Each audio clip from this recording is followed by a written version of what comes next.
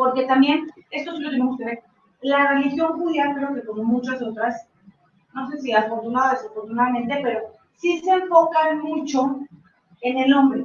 O sea, todos los rituales son muy masculinos. No quiere decir que la mujer sea menos importante, pero la mujer es más oculta. O sea, toda la parte femenina es muy importante. De hecho, Shekinah, que significa como la presencia o la emanencia de Dios, ¿sí? Como el Espíritu de Dios, que es el que, por ejemplo, viene en Shabbat con nosotros, o sea, como esta presencia divina, se le llama en femenino. Pero lo femenino siempre es más oculto. Entonces, la mujer va a tener más, aunque lo vamos a ver con el bar mitzvah y bar mitzvah, la mujer va a tener, sí va a tener su propia importancia, pero va a ser mucho más por debajo del asunto. Por ejemplo, en una familia, el hombre es el que sale, etcétera y tal, la mujer es la del hogar, pero la mujer es la que realmente está creando, la que está en el nido, la que está haciendo la que sienta bases, no, la que sienta bases. A veces somos de las dos, la que sale a trabajar y la que también sienta bases y la que está con los hijos, etcétera. Pero hay veces que parece que la mujer en el judaísmo no es muy importante. Y sí, si nosotros leemos la Biblia y el Génesis, por ejemplo, constantemente estamos analizando a Abraham, a Isaac, a Jacob, las grandes figuras. Sí se menciona a Sara, sí se menciona a Raquel, sin embargo, no es como que el personaje. Siempre, por ejemplo, el árbol de la vida, ayer estábamos viendo el árbol de la vida de la Kabbalah. Cada una de las emanaciones, el árbol de la vida, en esencia es una estructura de 10 emanaciones, de 10 esferas, con las cuales Dios se manifiesta y el hombre también puede conocerse a sí mismo. Y cada una de estas esferas representa algo, no nada más representa algo, sino que representa a alguien de la Biblia. ¿Por qué? Porque algo interesante dentro del judaísmo es que la Biblia no tiene ningún santo, por así decir. Todos los personajes de la Biblia tienen su luz y su oscuridad. O sea, no hay nadie que nosotros podamos ni idolatrar ni decir es que era un ser intachable o era un santo, de ninguna manera. Siempre la Biblia te va a mostrar los dos polos de los personajes, porque esto lo humaniza, esto te identifica y porque de ahí podemos nosotros también aprender. Ahora, en el árbol de la vida, que más o menos se ve así, no pasa nada. Pero, ¿cómo se ve? No sé si ustedes han visto. Son 10 esferas. Hasta arriba hay una y después se va haciendo literalmente como un árbol donde va como emanando toda la energía. Cada una de esas representa cierto personaje. Y los personajes, por lo general, son masculinos, porque tenemos más información de ellos en el Génesis y en la Biblia. Muchísimas gracias. Entonces, ¿ustedes, alguien de aquí conoce más o menos el árbol de la vida? Sí. Okay. El árbol de la vida está hecho en una estructura, ¿okay? Es más o menos algo así, o sea, tampoco es de 4, 5, y creo que 7, 8, 9. Ok, entonces este es el árbol de la vida que se va conectando, o sea, tiene toda una estructura más compleja que nada más esto que les estoy diciendo, ¿no? Pero, por ejemplo, este es el de hasta arriba, que ahí empieza toda la emanación divina. Aquí es donde, y este tiene cierto personaje. El del lado derecho, que sería este, viéndolo desde acá, ¿sí? Esto, por ejemplo, es Gesed, en hebreo. Gesed significa dar. Este, por ejemplo, es rigurosidad. ¿Ok? Que se le llama Geburah. O sea, aquí nada más estoy diciendo, no tiene nada que ver con el tema, pero ¿para qué? Entonces, Gesed es dar, o la generosidad, o el que comparte, etc. Y este es Geburah, que es la rigurosidad. Aquí tiene que haber un equilibrio. Si das completamente todo, como vimos en esta clase de... Si das todo y tú dices, es que no sabes qué linda es esta señora, siempre está al servicio, siempre da, sí, pero también tiene su parte desequilibrada, también tiene su parte que necesita ver por qué está dando tanto, por qué a veces pasa por encima de sí mismo, por qué incluso a veces se humilla con tal de quedar bien con los demás. Ahora, el riguroso, que es el del otro lado, es bueno porque es una persona justa, es una persona que da lo que necesita, etc. Pero a veces puede ser demasiado riguroso a tal nivel que se queda demasiado estancado y dice, no, esto es lo justo y no hay más allá, y a veces tienes que poner un poquito de misericordia. Entonces, aquí en medio va a estar el diferente. Esto significa belleza. ¿Por qué belleza? Porque ¿cuál es la belleza? El equilibrio. Ahora, cada uno de estos, es lo que les quiero decir, está representado por cierto personaje de la vida. Por ejemplo, aquí es Abraham, el que daba, el que tenía una tienda de campaña abierta de los 4 lados para que si pasaba cualquier viajero, él le decía, bienvenido, por favor, pasa. Pero era una situación exagerada. O sea, hubo un momento en que de repente estaba hablando con Dios y casi cuelga a Dios porque van pasando 2 hijos y dice, 3 hijos, dice, les voy a dar de comer y les voy a lavar los pies. Bueno, pero dale 2, estás hablando con Dios, se acaba de hacer el Brit Milá, tenía 99 años, era desmedido. O por ejemplo con Lot, que era su sobrino. Estaba tanto encima de él que Lot no pudo más. O sea, a veces cuando alguien te da tanto, conocemos a estas mamás, ¿no? Que dan y protegen tanto y están tan encima que dañan al niño, dañan al hijo. ¿Ya? De repente el hijo necesita respirar, tener sus propias herramientas, salir al mundo. Entonces, Abraham, por ejemplo, se fue mucho para acá. Isaac se fue mucho para la parte de la rigurosidad. Isaac era demasiado justo, todo el tiempo buscaba la justicia, que todo fuera exacto, que todo fuera como debe de ser. Hay veces que tampoco funciona, porque la vida también no es así. A veces funciona, a veces no, tenía demasiado control, con lo que me decía el doctor. Era demasiado el control que quería ejercer sobre la realidad, y hay veces que no. Tienes que soltar y ser más misericordioso. Entonces, se busca la belleza, que es el diferente, que es el equilibrio. Y aquí van a venir más emanaciones que lo que van a hacer es que van a poner un sentido, se llama el árbol de la vida, porque es como la completud del ser humano. La generosidad, pero la rigurosidad. La belleza, el dar, el conectar, las relaciones humanas, la introspección. Todo el tiempo tenemos que estar jugando con esta estabilidad emocional y este equilibrio. Ahora, ¿por qué les estoy diciendo esto? Porque aquí, ayer lo vimos, solamente hay una figura femenina que es Eva, Jabá. Todo lo demás está representado por los personajes masculinos del Génesis y de la Biblia en general, de los 5 primeros libros. La Torah sí va a agarrar mucho como el arquetipo masculino. Entonces, todos estos rituales, que ahorita vamos a empezar con el Bar Mitzvah, también la verdad es que el Bar Mitzvah es muy masculino. Ya lo verán ustedes, pero yo les voy a contar las dos diferentes de la mujer y del hombre. Y en la de la mujer me voy a tardar 4 minutos como la vez pasada, y la del hombre es mucho más elaborada. ¿No? Entonces no quiere decir que el judaísmo, de repente sí, hay veces que la mujer podría participar más y no lo hace, pues sí creo que hay cierta medida en donde no dejar entrar a la mujer, como en todas las culturas. Hola. Claro, por favor, pase. Estamos empezando en este segundo, todavía no. Hola, ¿qué tal? Buenos días. Buenos días. Muy buenos días. Sí, queremos comentar, sin embargo, a la mujer se le honra mucho, ¿no? Sí. Porque hay preceptos en donde dice, tú quieres una amiga, ahí está tu esposa, quieres una confidente, ahí está tu esposa, quieres lo que tú quieras consultar, ahí está tu esposa, y es una honra de esposa. Exacto. Había una, yo escuché del rabino Tobal, él decía una vez, ¿cómo es la dinámica entre un hombre y una mujer en la casa?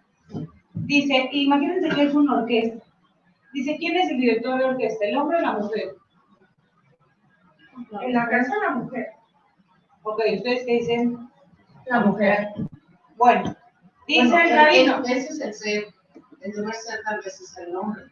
El rabino dice, el que orquesta el asunto en la casa es el hombre, pero la que escribió la partitura es la mujer. ¿Sí me entienden? Por abajo, parece que no, porque él es el que está aquí, pero ¿qué está tocando? Está tocando una partitura femenina, porque la mujer, yo sí me doy cuenta con mis hijos, honestamente.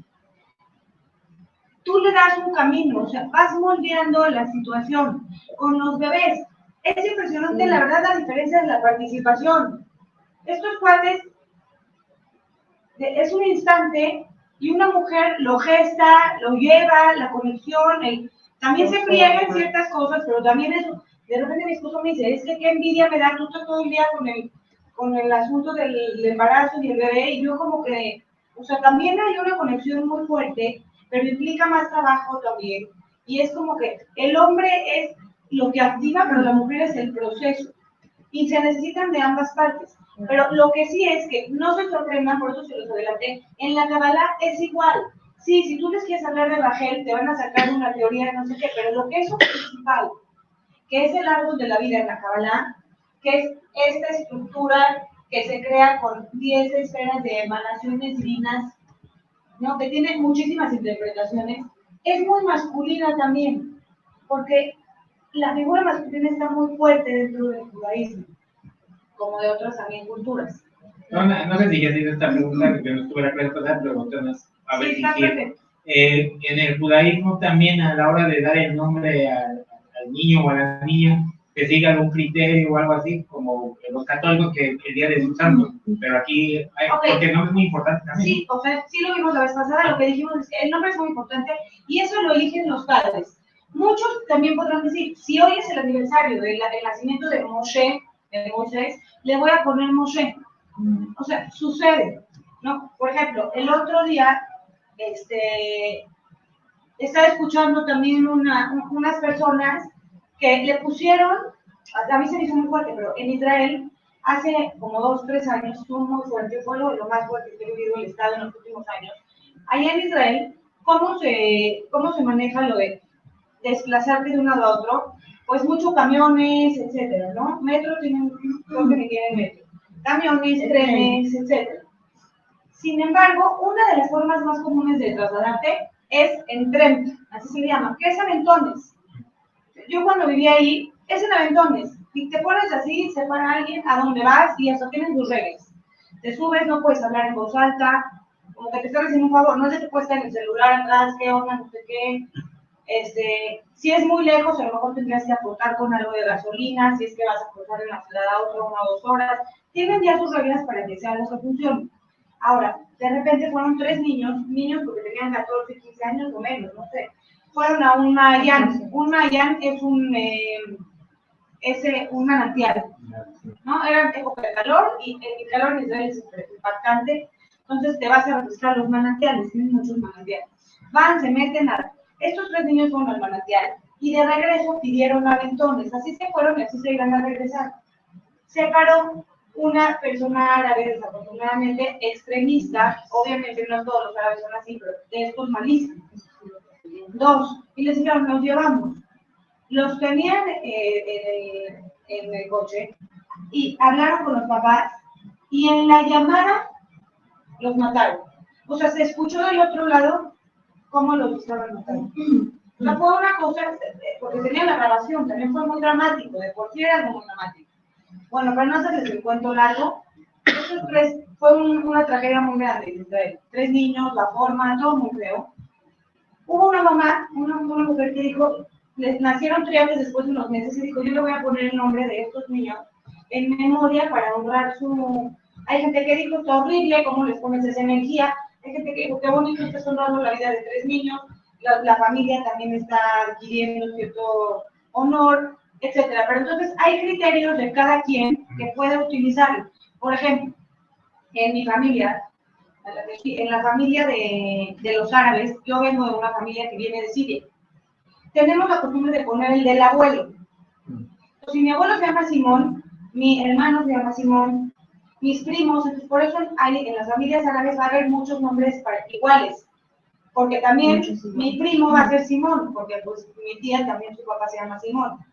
Entonces, por eso en las familias constantemente hay muchos Simón, o muchos Salomón, o muchos lo que sea, o mujeres también, Teresa o tal, ¿no? Entonces, cada familia, pero por ejemplo, los Ashkenazim, que son todos los judíos que vienen de Europa, su costumbre, por alguna razón, es completamente distinta. Tú no puedes poner un nombre si la persona vive. Porque entonces es como que, oye, pues está vivo, porque le estás quitando parte de su identidad, porque lo estás tuteando. Sí, o sea, como que él todavía está en la vida, porque ahora le vas a estar poniendo un doble. Entonces, si ya murió, se le pone, si no, es una falta de respeto. Pero aquí es un honor, si no le pones, hay papás o mamás que se enojan y dicen, ¿cómo? No sé qué, tal, el honor de... Entonces, cada quien va utilizando sus criterios para, o puedes poner un nombre que te guste mucho. Por ejemplo, la familia de mi esposo les puso 2 nombres, Ronit, Sion, y a veces hacen combinaciones bonitas.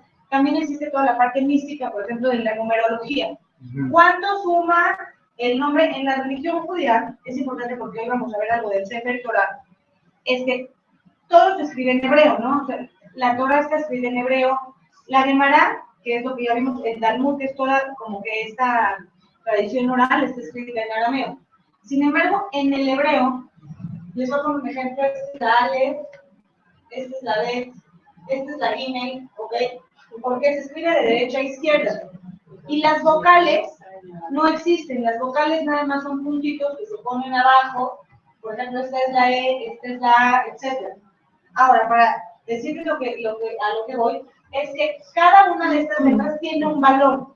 La primera letra es 1, la segunda letra es 2, la tercera letra es 3. Cuando llegas al 10, se va saltando ahora de 10, 20, 30, 40. Llegas al 100, 100, 200, 300, 400. Y así hay una numerología. Quiere decir que yo puedo saber, y hay muchos, lo van a escuchar en algunas clases, a lo mejor o lo que sea, que dice, sí, por ejemplo, la palabra mal suma 37, que es lo mismo que la palabra duda. Cuando dudas, pero no desde una duda genuina, sino la duda que es por la duda misma, que no quieres ni saber, que solo quieres como meter ahí la duda, pero no por aprender, sino por estancar y por molestar, eso es el mal. Y dicen, mira, cómo suma lo mismo.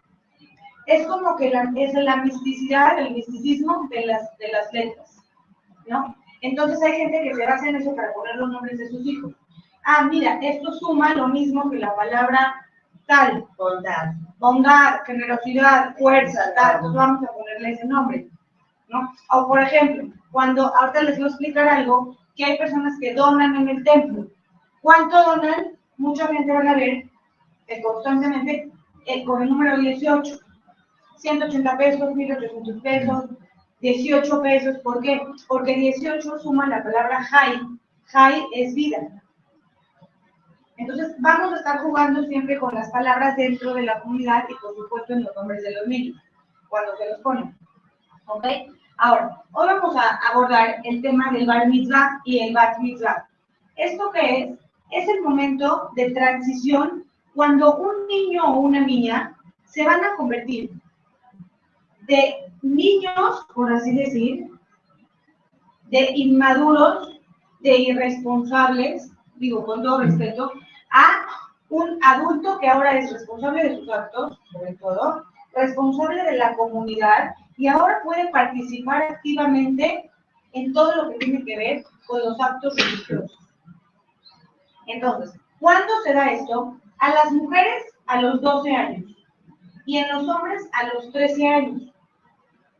Cuando una mujer cumple 12 años, es el momento de hacer, ahorita les voy a pasar sus hojas con la información, su Bat Mitzvah. ¿Se acuerdan que la vez pasada vimos cómo Bat significa hija de? ¿Sí? Por ejemplo, ¿no? Yo soy Loren Bat Mary, mi mamá se llama Mary, hija de Mary, ¿no? Entonces, Bat significa hija del precepto. Yo ya me volví una hija del precepto, una hija de la ley. Ahora yo ya tengo ciertas responsabilidades como mujer. Entonces, ¿qué responsabilidades son estas que tiene una mujer? Una mujer a partir de eso tiene que hacer ciertas cosas y participar en la comunidad o en las mismas, como que el Yom Kippur es el día, que lo vimos en la clase de las festividades, el Yom Kippur es el día del perdón, en donde se ayuna y hay una introspección, se pide perdón, se pagan las deudas, todo lo que habíamos platicado. Ok, no, las niñas no tienen que hacer el ayuno. El día que cumplen los 12 años tienen que empezar a ayunar. Por ejemplo, siempre están en la casa ayudando a la mamá y todo, pero cuando cumplen 12 años es como un estatus que ahora tienes que ser más ¿Ese día o es porque a partir de esa edad? El Yom Kippur. Cuando cumplen los... Sí, todos los judíos. Sí, todos los judíos. O sea, no, sí, pero el día que cumplen los 12. El día que cumplen los 12 quiere decir que si ya cumpliste los 12 un día antes o ese día, el día de los 12 años, ahora tú ya tienes que ayunar. Ahora ya cae sobre ti ciertas responsabilidades. Antes de esto, conectándolo con la primera clase, que es el Brit Milá, el nacimiento y todo, cuando un niño nace, los padres toman la responsabilidad sobre los hijos. ¿Qué quiere decir? Está escrito en las enseñanzas judías que es responsabilidad de los padres los actos buenos o malos que haga el niño. Si fue un niño malcriado, hizo daño, incumplió, dañó a otros, etcétera, esos pecados, entre comillas, esas faltas, mejor dicho, van a ir a la cuenta, por así decir, de los papás. Lo mismo si es un buen hombre. Entonces, aquí también creo que es interesante que le están dando a los papás cierta responsabilidad de decir, no nada más esperar el niño al mundo. Por lo menos 12 o 13 años es tu responsabilidad. Sus pecados son los tuyos. Sus preceptos positivos también vienen a ser tuyos. Sus actos de bondad. ¿Por qué? Porque tú lo estás formando en esos primeros años. Digo, no sé, ¿quién de aquí es mamá? ¿Cómo es? ¿O papá? No, pero bueno, ¿cómo es con los niños? Son un poco un reflejo de ti, tienen su propia personalidad, etcétera. Y no es de que tú eres culpable por lo que hagan o no, pero también son un poco el reflejo de lo que es uno. ¿O no, Tom? A veces sí. Entonces, aquí hay un momento en que es una liberación. El bar mitzvah y el bar mitzvah, y en la ceremonia de bar mitzvah es impresionante porque hay una bendición, que lo vamos a ver en un ratito, que dice el papá, que dice, bendito seas tu Dios, que me quitas ya la responsabilidad de los pecados de este tipo. O sea, ya se libera, o sea, es como que una descarga, porque dice, he estado no cargando, pero ha sido una responsabilidad hasta ahorita, y a los 13 años mi hijo, o a los 12 mi hija, el niño es a los 13 años, ya tiene de alguna manera la madurez, la información, la conciencia, etcétera, para hacerse responsable de sus propios actos. Sigue siendo un niño, no es que estamos diciendo ya es un adulto que puede, pero por lo menos ya tiene esa facultad de decisión, etcétera. Sí, entonces, bueno, yo voy ahorita lo acabas de contestar, pero aún así espiritualmente no se les considera todavía adulto. Espiritualmente. No, espiritualmente no. Por eso, uniendo la clase pasada con esta, existe este periodo en donde son los papás los responsables, para bien o para mal, de este niño que ahora se va a convertir en joven adulto responsable, etc. ¿Ok? Ahora, hay ciertas ceremonias que acompañan esto. Las mujeres, como ya les dije, lo que van a hacer es que las mujeres van a empezar a participar más con las mamás, van a prender las velas de Shabbat, por ejemplo, ¿sí? Antes podían acompañar a la mamá o no, pero aquí ya van a tener más la responsabilidad, a ver, las velas de Shabbat. Hay otro precepto para las mujeres que se dice que la tienen que hacer por lo menos una vez al año, que es cocinar con sus propias manos el pan trenzado. El pan trenzado es una jalá, así se le llama, y la jalá es un pan, ¿ok? No me va a salir nada bien, pero es un pan en forma de trenza. Delicioso, es lo más rico que hay. Pero lo empiezan a hacer como desde los jueves, porque es para el Shabbat. Y es una delicia de pan. Entonces, por lo menos tiene que hacer la mujer una vez al año, tiene que hacer con sus propias manos este pan. Como diciendo, tú eres responsable del sustento del hogar, eres la responsable del mazón, así se le llama en hebreo, que es como del alimento, de los nutrientes, etc. Entonces, ese tipo de cosas ya las tiene que empezar a hacer la mujer a partir de los 12 años de su bat mitzvah. ¿Cuál es la ceremonia de bat mitzvah? Ok, les voy a decir cómo es, por ejemplo, en México y en el mundo, pero les voy a poner el ejemplo de México. Para llegar al bat mitzvah no es nada más que, ok, un día una fiesta. Para llegar al bat mitzvah, que es de mujeres, o bar mitzvah, en esto no hay diferencias, ¿ok? O bar mitzvah. Para llegar a cualquiera de los dos, es de los 13 años de hombre y es de los 12 años de niña, por la madurez. Para llegar ahí, lo que se tiene que hacer es una preparación. No es que de repente tú llegas y ya es la fiesta y felicidades, sino que tú te tienes que preparar, porque si ya vas a ser parte activa, ya vas a tomar sobre ti la responsabilidad y la consecuencia de asumir lo que venga de tus actos, quiere decir que te tienes que preparar para ello.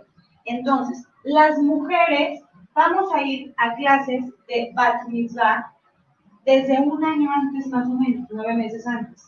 ¿Qué se ve en esas clases? Yo fui maestra de Bat Mitzvah con niñas de 12 años.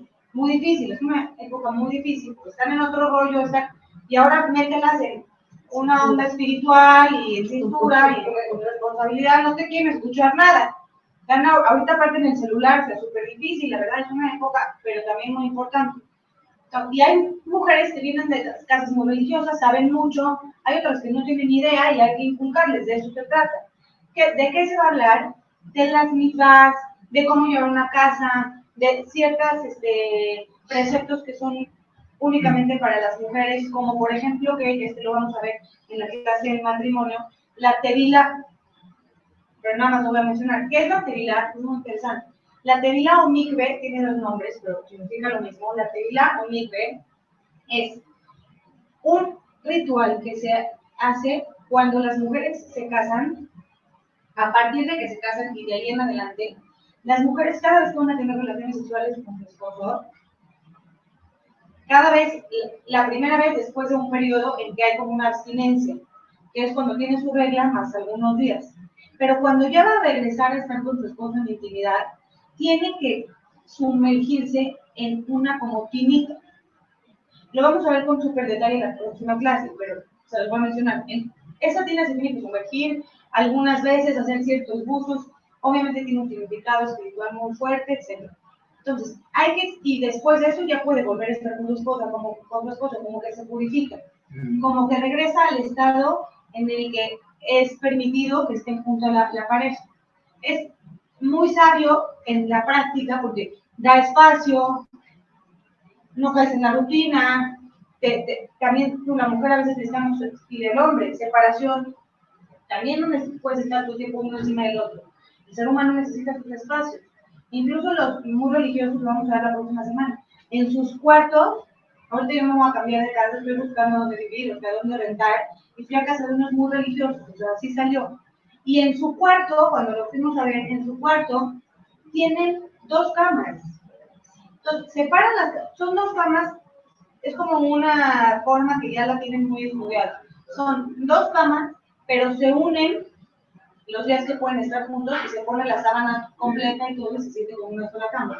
Pero en realidad son 2 camas y en este lapso de separación se separa completamente y cada uno tiene como su espacio tal y después de que pasan estos días la mujer va a esta tenida y se vuelven a juntar. Lo vamos a ver su sentido filosófico, espiritual y todo en la próxima semana, pero todas esas leyes, como le incumben mucho a la mujer, se van a tocar en el Bat Mitzvah, en las clases. Entonces, ¿cómo es hoy en día? Por ejemplo, cuando yo cumplí 12 años, toda la generación, yo no vivía en México, pero así es en México, ¿no? Yo vivía en Israel, mi familia nos fuimos a vivir un año en Israel, pero toda la generación en México, de todas las escuelas, van a estas clases de Bat Mitzvah y van a concluir en un día, que es una ceremonia, en donde van a venir los papás y todo, como para dar fe de que ya sucedió este acontecimiento, que ya eres una persona de Bat Mitzvah. ¿Y qué va a pasar en ese día? Las mujeres a lo mejor van a hacer cierto baile, van a hablar de algo bueno, pasan un video de que fueron a ayudar a un orfanato, o que fueron... Es el chiste como ir metiéndolas en la onda de que ahora también estás al servicio de tu comunidad, no nada más para recibir de tu familia, de tu comunidad, etc. También ahora estás como para dar y para ser activa. Entonces, la mujer prácticamente es eso. Son 8, 9, 10 meses, un año de preparación en donde se estudian ciertas cosas, cómo se debe comportar una mujer, las velas de Shabbat, por qué se prenden, por qué no, qué significa la jalá, vandalizado. Se les va instruyendo en cosas y al final se hace una presentación con los papás, etcétera, y ahí acabó el asunto. ¿Ok? Ahora, vamos a pasar al hombre. El hombre es algo mucho más complejo. ¿Por qué? Aquí les voy a decir cuál es la diferencia para el judaísmo entre... ¿sí? Obliga al pueblo judío a estar muy juntos. Porque tú para poder hacer un rezo de Shabbat completo necesitas a otros 9 familias. Cuando dices hombres, pues también te estás refiriendo a familias. Entonces eso hace que no nos aislemos mucho. Estamos en comunidad. Entonces, para que haya un rezo completo tienen que existir estos 10 hombres. Estos 10 hombres tienen que ser de más de 13 años. Si hay una persona, un niño de 12 años y medio y 9 adultos, ya no se juntaron esos 10. Entonces, aquí de lo que se trata es de que el niño de Bar Mitzvah ahora ya tiene que saber rezar, tiene que saber de qué trata la plegaria, tiene que saber seguir un rezo, que no es fácil, a veces se reza muy rápido, leer hebreo, o sea, ya tiene que estar instruido, porque ahora va a formar parte de este minyan. Y es muy importante el minyan, porque es lo que le da la categoría de rezo a una reunión en donde se hace la plegaria. Entonces, el niño va a formar parte de un minyan, ¿ok? Y además va a tomar sobre sí la responsabilidad de todos los días ponerse el tefilín. ¿Alguien de ustedes ha escuchado lo que es tefilín? Ok, ahorita vamos a ver qué es el tefilín, ¿ok? ¿Cómo es? ¿Por qué se pone? ¿Quién se lo pone? ¿A qué hora se lo ponen? Etcétera.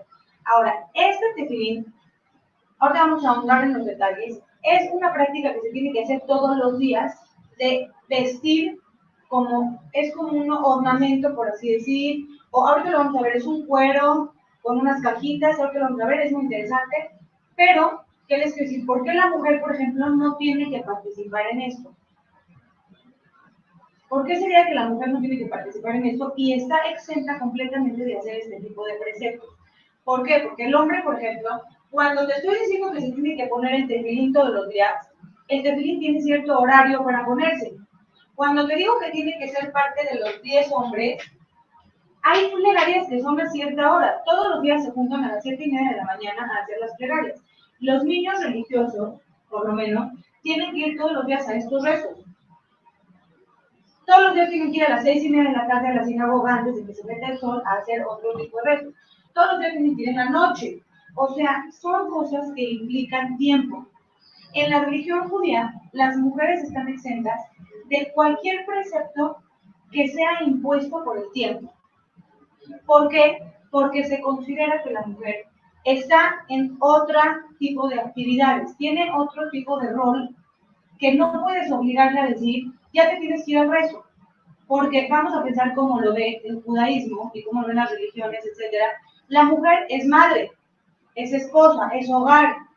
Entonces, tú no le puedes decir a la mujer, tienes que estar a las 6:45 de la mañana poniéndote el tefilín, porque no sé si tiene hijos, si está mandando a alguien a la escuela, si está indispuesta por las hormonas. Una mujer es mucho más complejo que un hombre que puede tomar este tipo de rituales como que más en serio y puede hacerlo todos los días rutinariamente.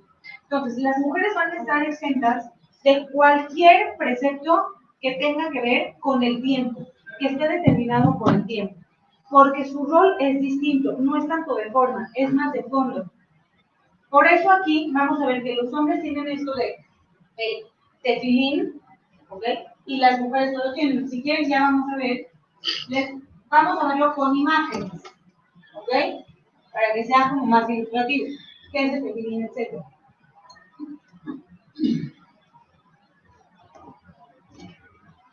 Ok, entonces, esto es el tefilín.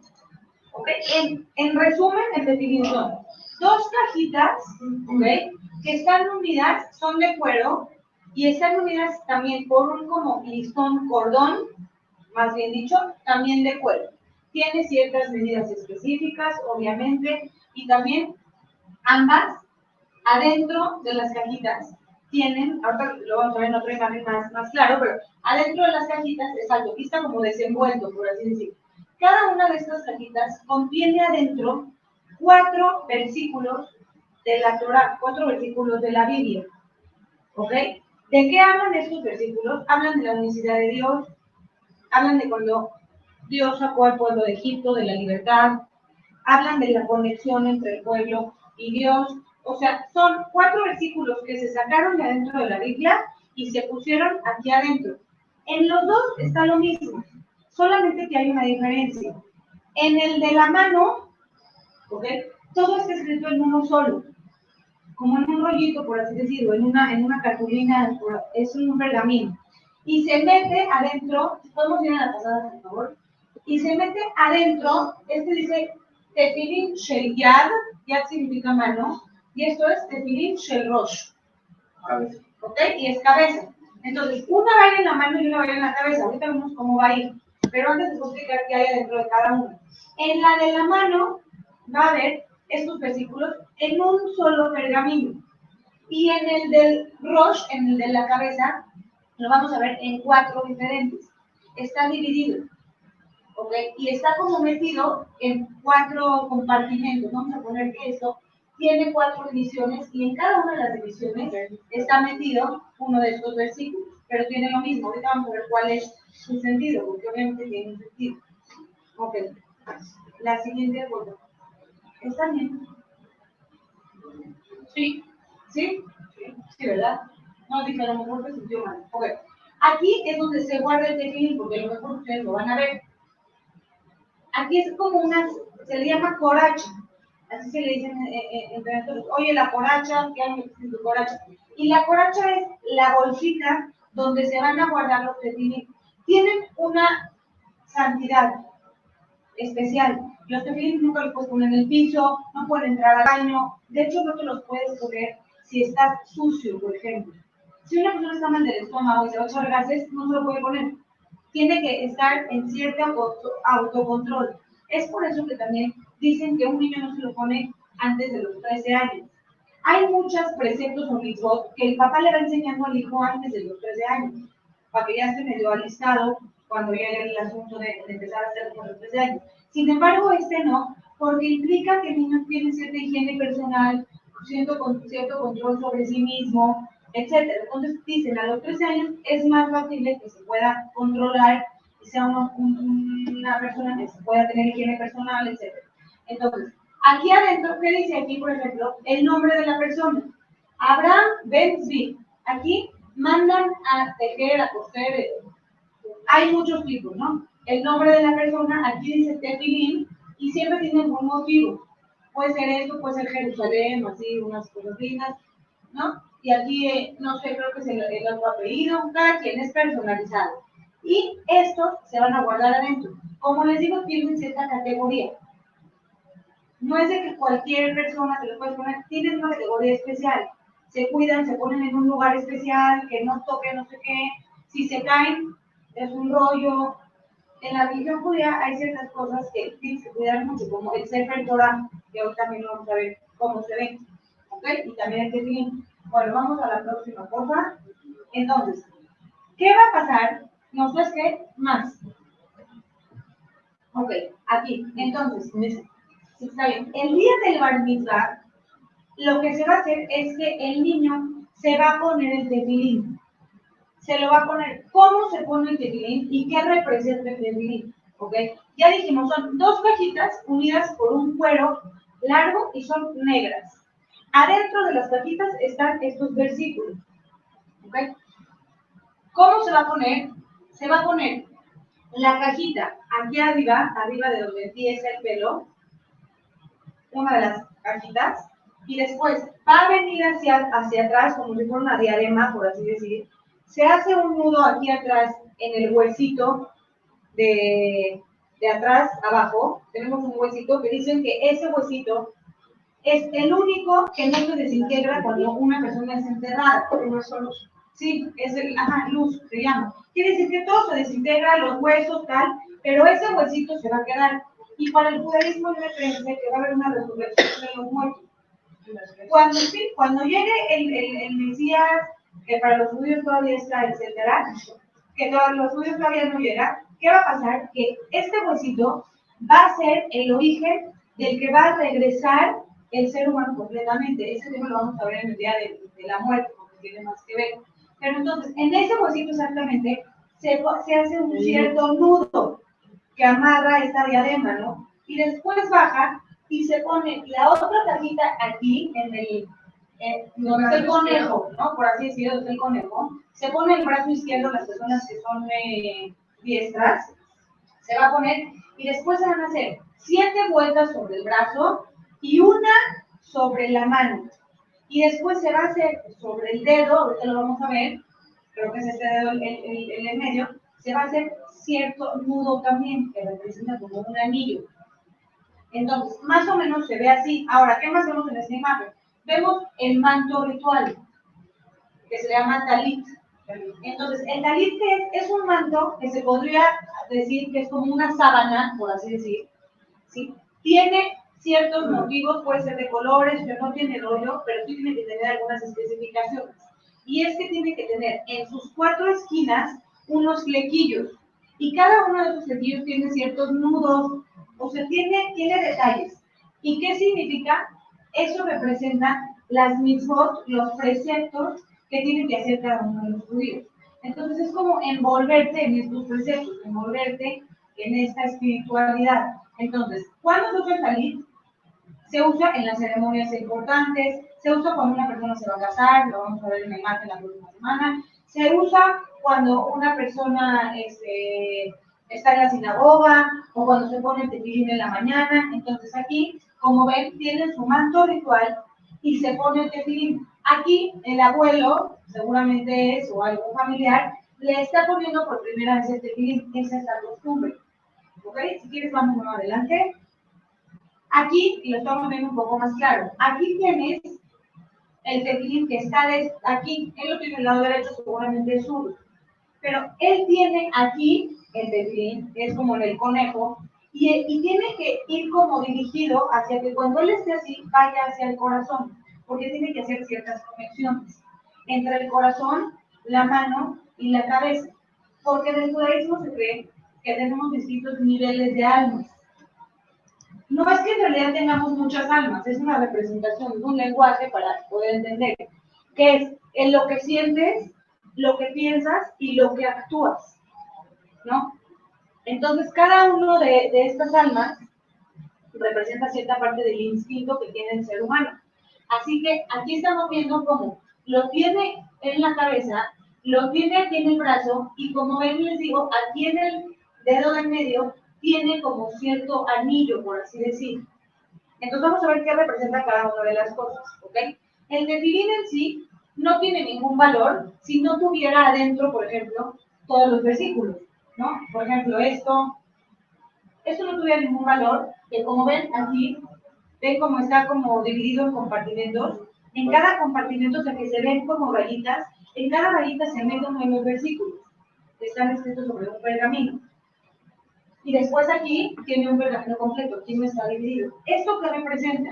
Ok, son los mismos versículos, pero lo que dice es, en la cabeza tú puedes tener 1000 ideas. Es la generalidad, es la variedad. Tú puedes tener ideas, tú puedes tener pensamientos, tú puedes tener análisis, y de hecho así es el judaísmo. Tiene distintos aspectos cada cosa. Cada que van a analizar algo, hay un millón de interpretaciones. Sin embargo, cuando ya te vas al acto, hay un solo acto.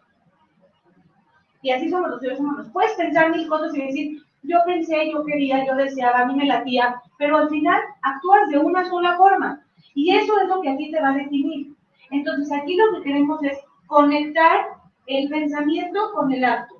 Que ninguno de tus actos sea un instinto o un impulso, o es que se me fue. El judaísmo busca el autocontrol constantemente. Tener el autocontrol de ti mismo, de tus actos, de tus pensamientos. Entonces dice, si tú empiezas por controlar tus pensamientos, entonces vas a poder ser capaz de controlar tus actos. Si tú directo quieres controlar tus actos, no lo vas a poder hacer. Hay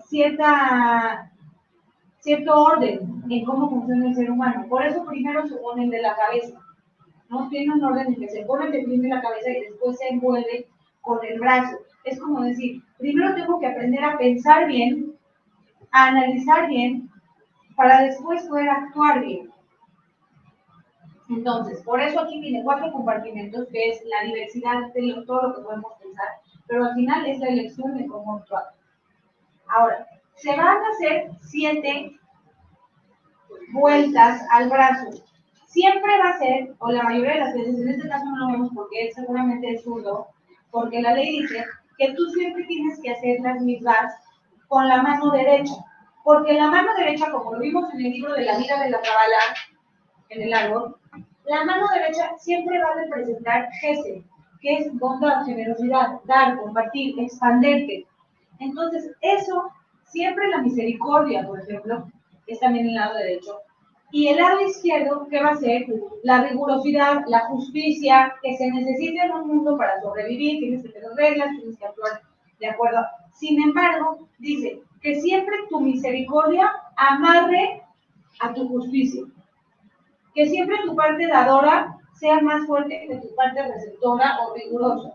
Entonces, por eso, de alguna manera, está amarrando la mano derecha, amarra a la mano izquierda. Estoy amarrando mi instinto de rigurosidad, de ser una persona cerrada, de ser una persona muy controladora.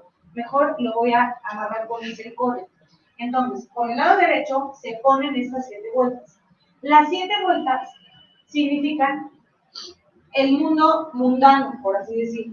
La materia, como lo hemos visto, como que es la materia, los 7 días de la semana, los 7 colores del arco iris, 7 notas musicales. El mundo está hecho con cierta lógica y con ciertas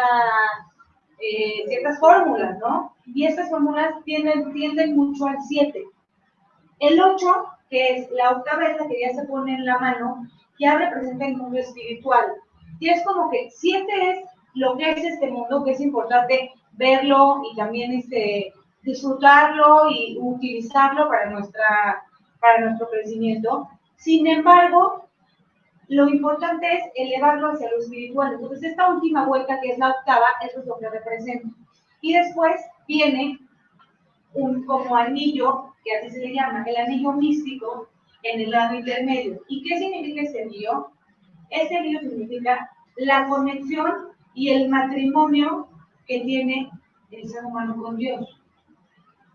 Entonces, por un lado, este amarre, este escrito que quiere decir, como ya sabemos, hay muchas interpretaciones, el amarre quiere decir que estás amarrando tu parte más instintiva con tu misericordia, y por otro lado también representa que es un amarre con Dios.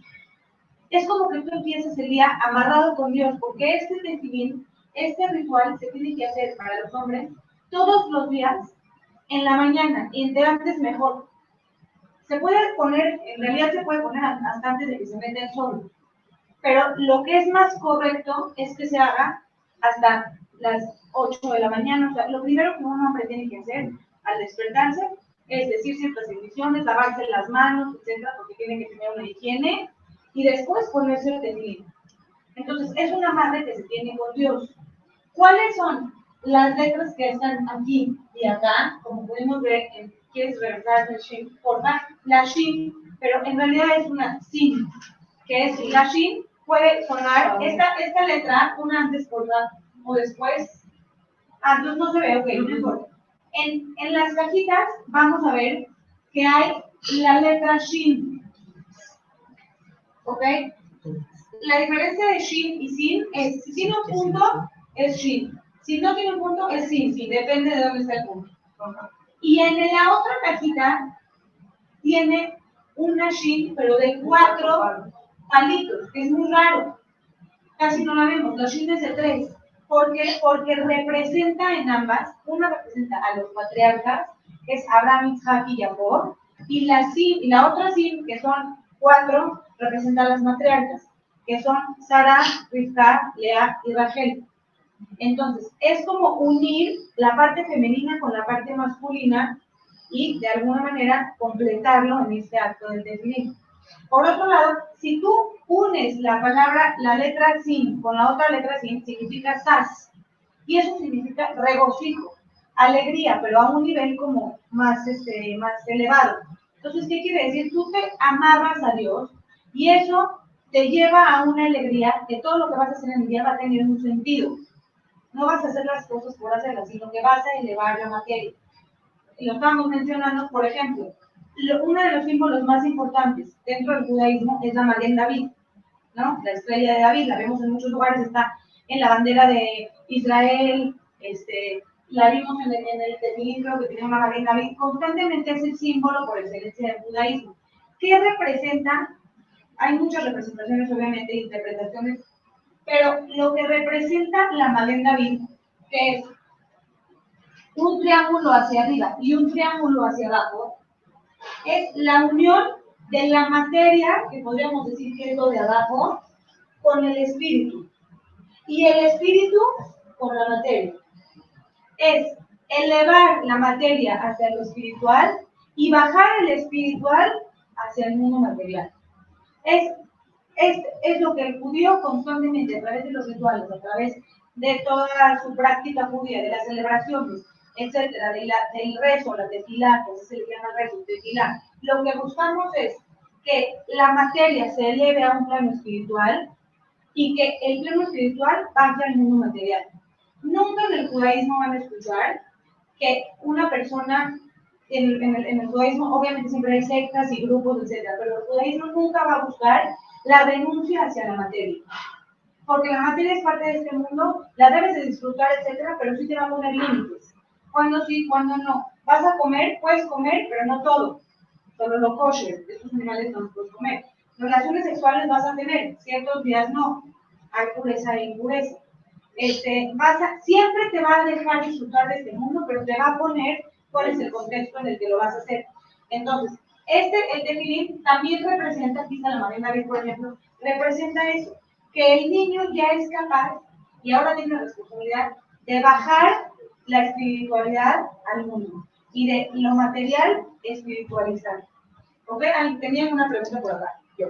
Sí. ¿Qué tiempo se deja? Ok, cuando se pone el tefilín, se va a decir ciertas oraciones. La primera que se va a decir, que es la más importante para el judaísmo, la más famosa, entre comillas, es el Shema Israel. El Shema Israel lo que dice, de alguna manera el Shema Israel es una declaración de la unicidad de Dios. Que eso es lo que al judaísmo lo representa en sus bases, el objetivo del judaísmo es dar ese mensaje, etc. Que Dios es uno. Y el Shema es cortito. Shema Israel, Hashem Eloheinu, Hashem Echad. Dios es uno, Él es el que maneja el mundo. Se utilizan varios nombres de Dios dentro de esta frase, porque cada nombre de Dios representa algo. No quiere decir que Dios sea mucho, pero tiene nombres para que nosotros podamos relacionarnos con cierto aspecto de Dios. Entonces, por ejemplo, hay dos nombres de Dios que se mencionan en el Shema Israel, que es esta oración. Uno de ellos es Elohim, y Elohim significa la naturaleza. ¿Qué quiere decir? La gravedad, por ejemplo. Están de acuerdo que también el mundo está hecho con ciertas leyes, ¿no? Si yo aviento esto, pues va a bajar. Si yo acelero, pues va a acelerar. Si no, o sea, hay muchas leyes. Eso Dios lo hizo para que el mundo funcione de cierta forma. Pero hay un Dios que está por encima de todo, que tiene otro nombre. Entonces, nosotros lo que decimos aquí es, a pesar de que nosotros vemos una naturaleza que parece que funciona sola y que tiene sus propias leyes, por encima de todo esto está un creador, una realidad que es la que determina cuál es en realidad todo este mundo, ¿no? Y cómo funciona. Entonces, para ponerse el niño, si quieres avanzamos un poco, se va a aprender a poner el tefilín, que lo que representa es este amarre con Dios, y Dios también tiene un amarre con el pueblo. De hecho, no les voy a contar una historia. Está escrito en Génesis, en Éxodo, que está Moisés, y después de que subió por las tablas de la ley, le iban a entregar toda la ley, le iban a entregar todo el asunto, y cuando regresas, ¿qué hicieron los personas del pueblo? El becerro de oro. ¿Cómo puede ser que acaba de salir de Egipto, hizo muchísimos milagros, les acaba de dar los mandamientos, sube Moisés, y cuando baja Moisés, ¡pum! Están engañándolo con un becerro. Era como el matrimonio, y casi ya van a firmar y le trae aquí al amante. O sea, fue un episodio muy fuerte, y entonces Moisés agarra las tablas y las rompe, y ya sabemos la historia. Entonces Dios después los perdona. No los perdona tan fácil, pero como que Moisés lo amenaza un poco. Es increíble el texto bíblico, porque es increíble cómo Moisés se atreve, pero esa es la forma de relacionarse con Dios también. Le dice Dios, ya nos voy a borrar, nos voy a exterminar, ya no quiero este pueblo. Y Moisés le dice, si tú exterminas el pueblo, a mí, bórrame de tu Torah, búscate a otro, yo me deslindo completamente, y tú y yo ya casi no tenemos nada que ver. O sea, se puso más, pero él hizo su misión. Digo, tú me pusiste de líder hasta el final. Yo estoy con mi pueblo aún en contra de ti. Es impresionante este pasaje. Entonces, como que en ese momento y Dios al final, pues como que el chantajito sí sirvió. Está cañón, o sea, porque es un diálogo, es una novela también. Y hay que aprender de esto, ¿no? Cómo el ser humano también es una relación con Dios. No es hago todo lo que me dice siempre y siempre estoy. El ser humano se tiene que enojar con Dios, tiene que retar a Dios, tiene que hacer. Somos, porque es una relación. Como tienes una relación con los seres humanos, así se arma una relación con Dios.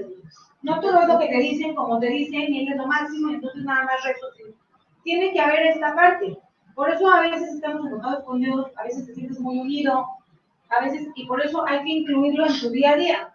Eso es lo que el judaísmo propone. Tú le puedes decir, ojalá que hoy salga bonito el día porque va a ser la boda de mi hijo, y entonces el chiste es como que llevarlo a todos los detalles. Bueno, nada más va a acabar la historia, total. Baja a Moisés con las tablas, las rompe, Dios no nos quiere, ya los quiere eliminar. Moisés le dice, por favor, no. Si no, a mí me borras, lo chantajea, Dios cae, le dice, ok, no hay problema, no nos va a eliminar. Entonces, en ese momento que hay una conexión muy fuerte entre los dos, le dice Moisés, Dios, quiero conocer tus caminos. Enséñame tu rostro. Quiere decir, quiero entender cómo funciona este mundo, pero en lo más profundo de la médula. O sea, ¿por qué uno sufre, por qué el otro no? ¿Por qué a veces nos pasa esto? ¿Por qué le va bien al que obra mal? ¿Por qué le va mal al otro? Todas estas preguntas que nos hacemos existenciales, ¿de dónde vienes? ¿Quién eres? ¿Qué creaste? ¿Cuál es el objetivo? De alguna manera le dice, enséñame tu rostro. Y Dios le dice, no puede haber un hombre que me vea, que vea mi rostro y viva. No puede haber. Pero tampoco lo desprecia así nada más. Le dice, te voy a enseñar otra cosa. Y entonces está escrito que le enseña su parte de atrás. Entonces quiere decir que como que pasa una imagen que ve Moisés. ¿Y cuál es esta imagen?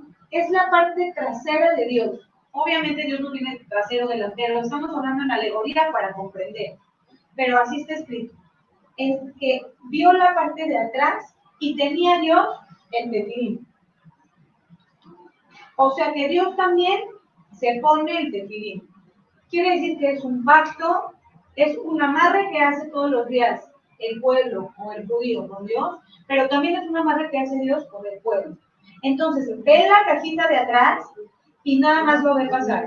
Y esto representa que nadie puede ver la parte delantera de Dios, pero también representa, porque cuando ves la parte de atrás, ¿qué quiere decir?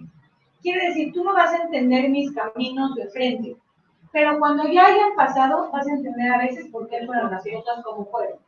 Porque muchas veces dices, es que no, qué raro, y por qué, y de repente dices, gracias a Dios que pasó eso, que en su momento pareció una tragedia, y hoy viéndolo por atrás, por así decir, viéndolo desde la perspectiva de que ya pasó, puedo entender los caminos, porque digo, eso tenía que ser así. Entonces, eso representa, y es una escena donde está escrito que Dios también se pone el tefilín y que le muestra a Dios a muchos esta parte trasera. Entonces, de alguna manera, como que el tefilín es como un transmisor o un mecanismo, por llamarlo de alguna manera, también es para nuestra comprensión, como que te comunica. Exacto. Okay. Exacto. Y justamente dice, un rabino que estaba el otro día que estaba escuchando, decía, el tefilín es como el wifi, te conecta aunque no lo veas. No sabes cómo funciona, cómo tal, pero es un tipo de conexión, ¿no? Así lo mencionó él. Está buena porque es un tipo de conexión. Ahora, también, yo les quiero decir, tampoco crean que está tan fácil. O sea, también, todos los días, yo, por ejemplo, viajé a India, iba con mi hermano, que sí tiene mucho esto del tefilín, o sea, mucho viene de la casa. Mi papá se lo ha puesto durante 60 años, no ha fallado, creo que ha fallado 2 días en su vida. O sea, es súper mega disciplinado y así son mis hermanos porque es algo que aprendieron. Yo me acuerdo, estábamos en India, dormidos en casas de campaña en los Himalayas, yo no sé de dónde estábamos. Sale mi hermano todos los días, pero también es una responsabilidad muy fuerte y es una disciplina muy fuerte. Primero, todo el tiempo se ha preocupado dónde está el tefilín. Que no lo pongan en el piso, porque llevamos nuestras mochilas, ¿no? No, pero a ver, lo ponía hasta arriba para que no tocara no sé qué, el tefilín, todo el tiempo era donde se tefilín. Y después todos nos despertamos todos los días y así estemos en medio del desierto, de las montañas, de la no sé qué, con el templo hindú aquí y el Vishnu y el Krishna, sale todos los días, se ponía su y a lo mejor puede durar 5 minutos, hay gente que lo hace 40 minutos.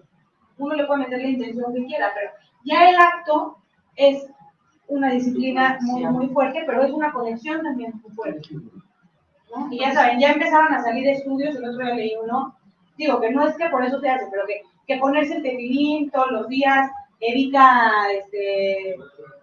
infartos al corazón y no sé qué, quién sabe, ¿no? Pero al final es porque las disciplinas y todo esto, y estar en contacto, obviamente te conecta, y es salud mental, está completamente conectada con la salud física. Ahora, algo quería preguntar por acá. Ya se me olvidó. No, no es cierto. El Shema, Sí, tengo claro que es importantísimo. es lo más importante. A un niño cuando nace, durante su circuncisión, no se menciona Sí se menciona. otra cosa. Cuando empieza a hablar el niño, es de lo primero que se le dice. Sí, el Shema, ella lo que está diciendo es esto que dijimos, que es la declaración más importante que tiene el judaísmo, que es Dios es uno, casi la realidad es una y Él es el Todopoderoso. O sea, es la declaración de la unicidad. No, tiene mucha profundidad, es muy corto, no es una oración de no sé cuántas hojas, son 15 palabras. Esta se dice cuando el niño o la niña también, cuando se les pone el nombre o cuando el niño se les circula, se dice, por ejemplo, un niñito de 2 años vas a ver que se sabe el Shema. Antes de dormir lo decimos. En la mañana cuando se pone el tefilín se dice, o sea, constantemente se dice, en la oración de la noche se dice, cuando una persona muere, antes de morir, si está consciente, si tiene la oportunidad de que sea una muerte en donde sabe que se va a ir, él dice el Shema. Se va pronunciando, declarando la unicidad. Se va de este mundo declarando la unicidad de Dios. Si murió y no lo pudo hacer, la familia, cuando le cierra los ojos, va a decir Shema Israel. Así va a empezar la vida, así va a terminar la vida, así va a empezar el día, así va a terminar el día. Todo el tiempo lo que busca el judaísmo es esta declaración de que Dios es uno. Como que ahí está el meollo de la situación para los judíos. ¿Ok? Ahora, vamos a regresar a la ceremonia. Entonces, ya sabemos que ahora los hombres, a partir de los 13 años, todos los días se tienen que poner el tefilín, tienen que rezar, ya son parte de un minyan, que significa que ya tienen que participar. Entonces, por ejemplo, si estamos, les quiero poner ejemplos como que del día a día para que lo comprendamos. Si estamos en casa de mi familia, y estamos con mis papás, mis hermanos, yo tengo 2 hermanos hombres, y todos estamos así echados, leyendo, haciendo algo, lo que sea, y de repente habla mi papá y dice, Simón, urge que vengan al CNIS, a la sinagoga, porque no se juntó mi nieto. El hombre se tiene que parar e ir, porque tiene la responsabilidad de juntar y de llenar este requerimiento de los 10 hombres. Cuando una persona muere, lo vamos a ver más específico el día de la muerte, cuando una persona muere, sus hijos, sus hermanos, etcétera, tienen que decir una plegaria que necesitan el minyan, necesitan a los 10 hombres, si no, no se puede decir esa plegaria. Y esa plegaria se tiene que decir 3 veces al día durante un año. Cuando nosotros vivimos en Israel, mi familia, mi papá acababa de fallecer su papá. Entonces tenía que decir esto. En Israel era muy fácil porque, por ejemplo, cuando nos íbamos a pasear, él a la hora que tenía que hacer el rezo, entraba a un restaurante y decía, por favor, ayúdenme con minyan. Y se paraban así en las mesas, porque tienen que ser judíos, que sepan también de qué se trata, que se sepan la oración, que respondan cuando se necesita responder, etc. Entonces, este minyan es muy importante. Pues todo el tiempo es, Simón, falta minyan. Hoy en día, si lo vemos en la actualidad, chats de cada sinagoga, y hay gente que está en el chat, por favor, urge que vengan a completar minyan. Urge que somos 8, somos 9. Constantemente nos estamos juntando por eso. Ahora, el bar mitzvah, ok, lo que se hace es que se hace una ceremonia. Ya se preparó el niño. Al niño, ¿qué le enseñaron durante todo este tiempo? Ok, ahora sí vamos a ver el secreto. A las niñas, ¿qué les enseñaron? Pues todo lo que tiene que ver con la mikve, con la pureza familiar, con la jalá, con las velas de Shabbat, todo mucho más como de fondo. Pero al hombre se le tienen que enseñar ciertas técnicas también. Entonces, para poder llegar, vean, aquí quería que vean cómo aquí también es el anillo y cómo se ve el tefilín. Vean cómo está hacia el corazón, porque es conectar todos los puntos. La cabeza con el corazón, con la mano, los actos, con los sentimientos, con los pensamientos. Pero alguien, aunque sea zurdo, se lo debe poner en la izquierda. No, porque el zurdo tiene otro rollo, porque como esa es su mano fuerte, esa es su mano... Aunque no va a quedar del lado del corazón. aunque no va a quedar del lado del corazón. Porque él es zurdo, su mano fuerte es esa es su fuerza, ahí está su habilidad, su agilidad. Pero en cuanto a lo que nos decías de la cabala, que la misericordia envuelve la rigurosidad, el que es zurdo, la rigurosidad envuelve la misericordia. No, porque en él va a representar otra cosa. O sea, como lo común es que la mano derecha sea la misericordia, etcétera, y que la mano derecha sea la fuerte. Yo creo que no es el 32% de la humanidad. Sin embargo, para el otro va a cambiar este esquema en él. Exacto, entonces, todo cambia. Entonces, para él va a representar diferente, pero no vas a meter en una pesadilla a un zurdo. Sí, claro. A ver, ahorita, que te pongan aquí a hacer algo con la zurda. Pero Entonces, a lo ¿entendió? mejor pide ayuda. Porque pero- si el significado es tan fuerte. importante, yo pediría ayuda, que me ayudaran a... Sí, pero también tiene que ser independiente. No, pero ¿Quién en sabe la dónde va a estar? persona No puede zurda hacerse dependiente. Sí está golpeado esas situaciones, no es como nosotros. No es. Que tenemos la derecha, que incluso un zurdo usa su escritorio de manera diferente. No, sí, Hay sí, guitarras para lo entiendo, Exacto. pero yo lo decía por el significado tan, Sí, lo que nos dijiste. tan Ok, fuerte. yo entiendo y sí, entiendo la pregunta y tiene un valor, sin embargo, en las Porque excepciones yo si fuera zurda, hay quisiera que me excepciones ayudaran. también. Ahora, sí, o sea, si fuera zurda quisiera que me ayudaran, pero tampoco puede uno hacerse dependiente, algo que es todos los días, quién sabe dónde estás, cómo tal, el chiste es también Bueno, ser dependiente, etcétera. Sí, a lo mejor uno podría aprender con la izquierda a hacerlo si lo practica mucho, pero la regla dice, si tu mano fuerte es la izquierda, esa va a ser la que lo va a poner y va a representar lo mismo en ti. Ok. Somos individuos, cada uno tiene una realidad, etcétera, Ok. y tal. Y hablando de las elecciones, ¿cómo se maneja eso para las personas que tienen discapacidad, ¿no? Que no tienen un brazo o están medio paralíticos o ellos están exentos de hacerlo? Ok, en las excepciones, cada excepción hay un rabino que va a responder la pregunta. Por ejemplo, escuché el otro día de una persona que se rompió la mano. ¿Qué hace con el yeso? Se lo pone encima del yeso. Pero es una pregunta que hay que hacerle a un rabino que sepa de eso. A lo mejor yo diría, no se lo pone, no es humano, Pero se ¿no? analiza, ¿no? No está en contacto, todo se analiza. Así es. Y de alguna manera ya está todo preguntado, porque ya hay, es como cuando te metes a Google y solo empiezas a poner, ¿qué tal es eso? Solo empiezas a poner cómo se hace la sopa y te pone de verduras al horno, o sea, dices todo, ya preguntaron todo, ya está todo preguntado, ya está todo dicho, escrito. Sí.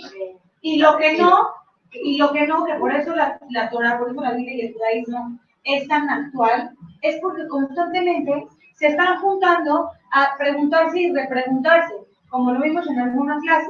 Pues en algún momento no se analizó de qué pasa si una mujer quiere hacerse una inseminación in vitro. Cuando no existía esa tecnología, ese tipo de realidad, ¿por qué existiría esa ley? Se sientan rabinos, analizan, ven los libros, de dónde vienen, las fuentes, tal, y van a definir una solución. Lo mismo con la luz en el Shabbat.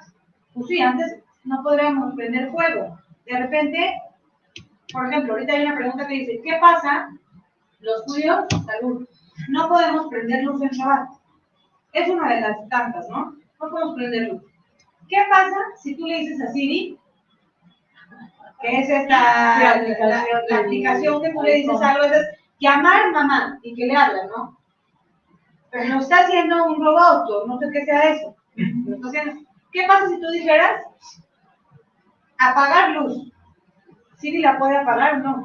Sí, porque ya hay funciones que están establecidas. O se para el considera hogar. que tú lo estás apagando, no hiciste la instrucción o no, porque pues no lo hiciste. Pues todo eso se va a ir analizando porque el mundo avanza y tenemos que ir con el mundo. Pero al final la ciencia la dio Dios para el hombre. Exacto. Entonces, ¿en qué se va a preparar? ¿Qué hora es? Como para calcular nada más. Ok. ¿En qué se va a preparar el hombre? Se va a aprender a ponerse tefilín, dónde va, qué significa, por qué, su cuestión mística, práctica, religiosa, etcétera, ¿ok? Eso es lo primero que se va a hacer. Lo segundo es que ahora él tiene que conocer la Torah. ¿Cómo la va a conocer? Él nació en una semana, ¿no? Todos nosotros nacimos en un día y ese día es parte de una semana. La Torah, vamos a poner por favor la imagen donde sale aquí. La Torah, ¿ok? ¿Qué es esta? Así se ve cuando se acuesta. Y también ahora vamos a ver parada, pero es un pergamino gigante. Es un pergamino larguísimo y se va a enrollar. Va a quedar un solo rollo. Y no tiene, como ven aquí, ¿ok? Va a haber cierta separación entre el texto, pero no tiene pausas. Nosotros está dividido en Génesis, Éxodo, pero en realidad no está dividida la Torah. ¿Quién la dividió? Los rabinos para que sea más fácil. ¿Dónde está escrito? No, en Éxodo 32b. Es más fácil que decir, lo hicieron de una forma práctica, lo dividieron por temas, también por tipo de largo, etc. Entonces, en esta, mira, si quieres, podemos ver esto.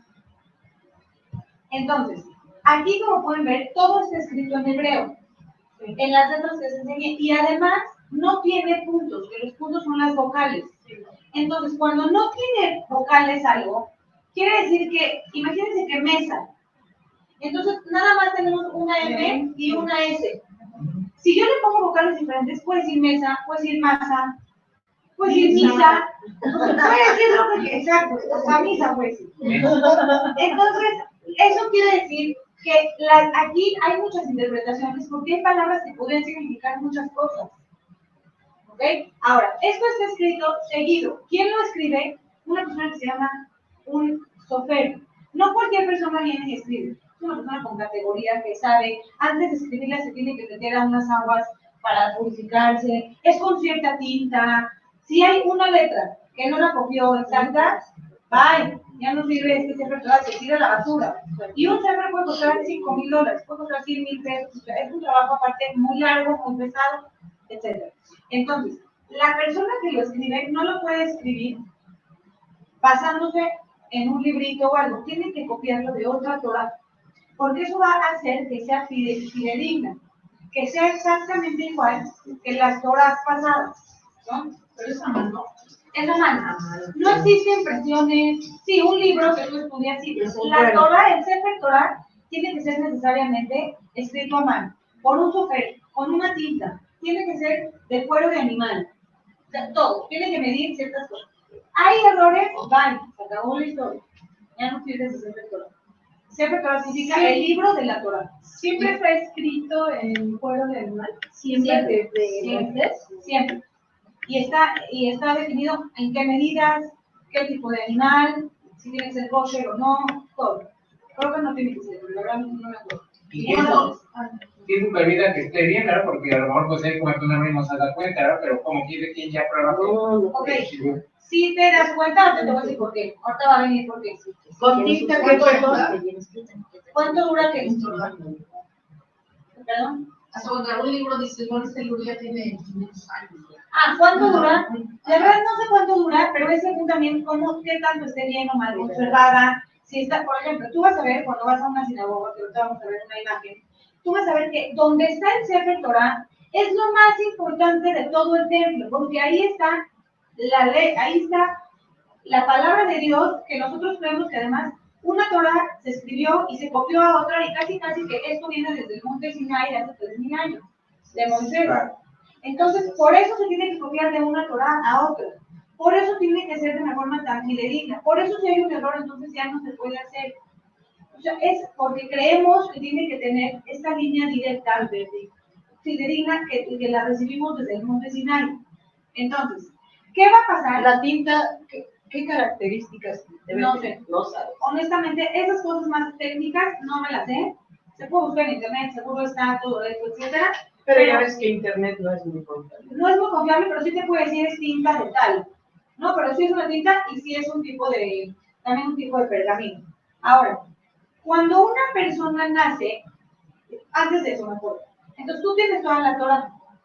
La Torah es un solo texto, es un relato que empieza en Bereshit, en el principio, en el Génesis, cuando Dios creó, que empieza, todo está hecho un relajo, y entonces Dios puso orden y separó, y esto y lo otro, dice, y al final, ¿con qué termina? La última palabra de la Torah es Israel.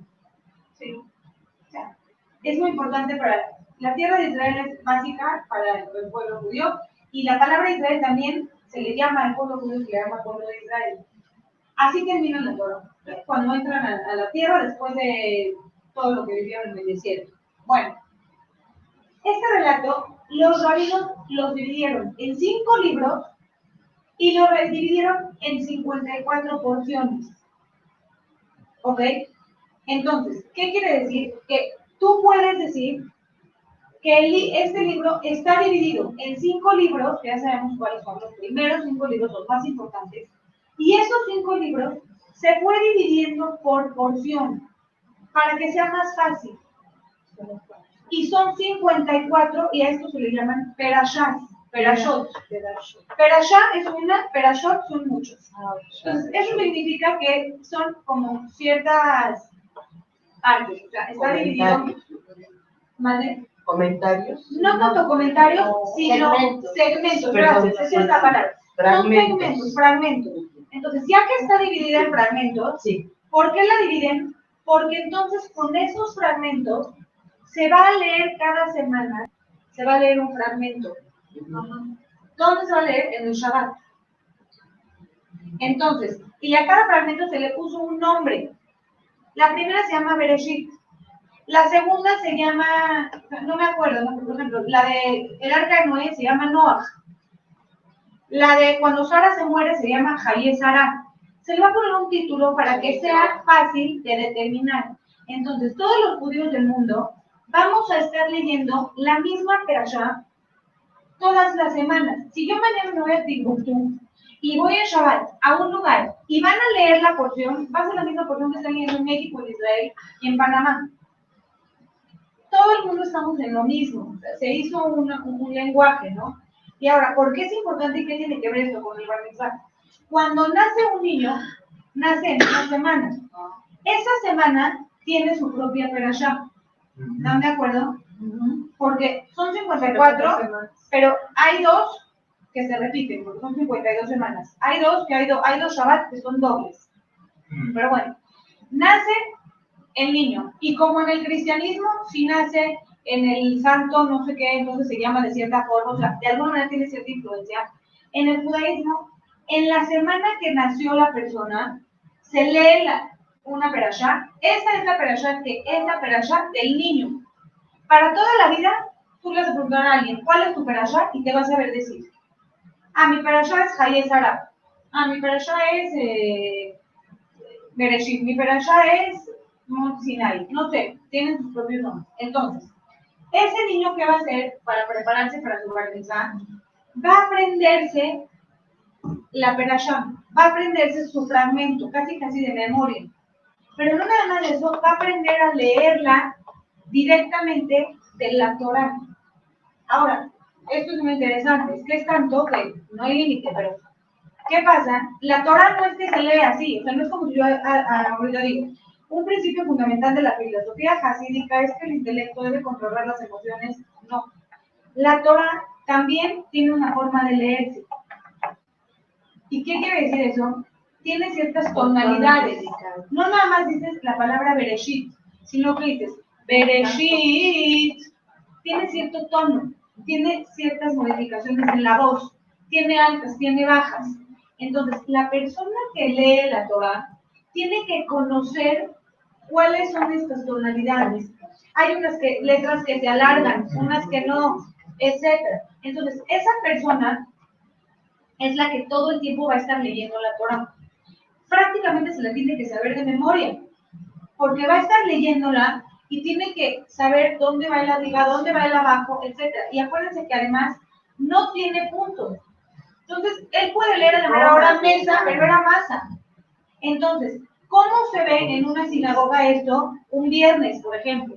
Nosotros vamos, un sábado, perdón, que es el Shabbat. Nosotros vamos a tener, ¿ok? La sinagoga, creo que hay una de las sinagogas que sí digo que más o menos encontrar que es. La sinagoga así se ve, ¿ok?